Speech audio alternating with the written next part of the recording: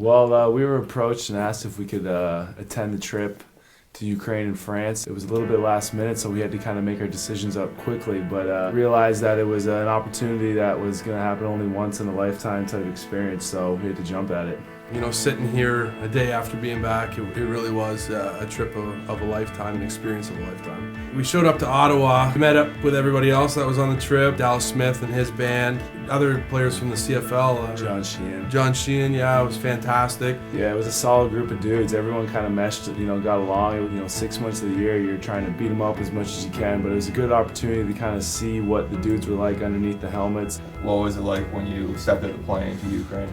Ukraine was pretty, off the bat, it was a little, I wouldn't want to say frightening, but it was a little eerie. I didn't really have a good understanding of what actually was going on in Ukraine, and it was an eye-opening experience, and we got to see it firsthand on what exactly is going on in the country. These soldiers were, over there serving their tour away from their families, and you didn't hear not one of them complain about it or anything like that, but I think that for me was a big eye-opener. Yeah, and every single one of them was proud of the role that they were doing. They all know that it was kind of just like, to go back to football talk, everyone had a role to play and they were all proud of it and they knew what to do to get the job done. One of my favorite moments would probably be when we held the concert on the Ukrainian military base with Dallas Smith and the comedian that was there. And it was just pretty cool to see all the troops that were there. They like to have a good time, and we had a good time with them, and just seeing them kind of out of their element, and just relaxed and enjoying the show. And it was great to interact with them and meet them and hear their stories, and just taking all that in was pretty humbling. We had an opportunity to, have kind of a football skills clinic with them. We didn't talk about a lot of things beforehand, but then as soon as we got on that field, everyone clicked. I think football or sport is kind of a universal language. You don't necessarily need to all speak the same language. We had Ukrainians playing, Canadians playing.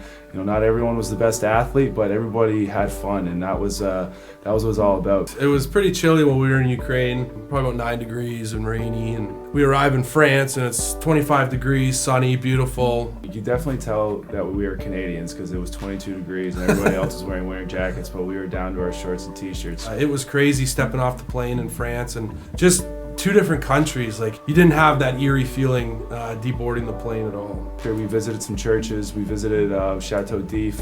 We took in a lot of history when we were there. Yeah, the HMCS St. John's, that was a pretty cool experience. There you go. Yeah, seeing the actual ship up close, seeing all the weapons, everything that they use. They have a strict code. They have a lot of tradition in the Navy. So seeing all that was pretty unreal. They were always said that if anything were to go down, that they were ready to go. So they weren't there for drill. They were there for the real deal. And shortly after we left the ship, they were taking off on a convoy. So it was the boat was ready to go, and they were getting ready to go back to work. So it was cool to see that side of it as well. Going back to Ukraine, it was pretty crazy to see that that country was so divided, and our troops were so proud to be there and just so excited to help out in any way they can. And a lot of them, they were on their first tours, and they were just so excited to be there and doing what they've been training to do for so long. The amount of respect, I think, speaking on behalf of the CFL players at least, our respect has grown tremendously for everything that you guys do and the amount of sacrifices you make for our country to make it such a great country. So thank you so much, and everything. You guys have been top notch, and it's been an unforgettable experience that it'll live with us for the rest of our lives. So thank you.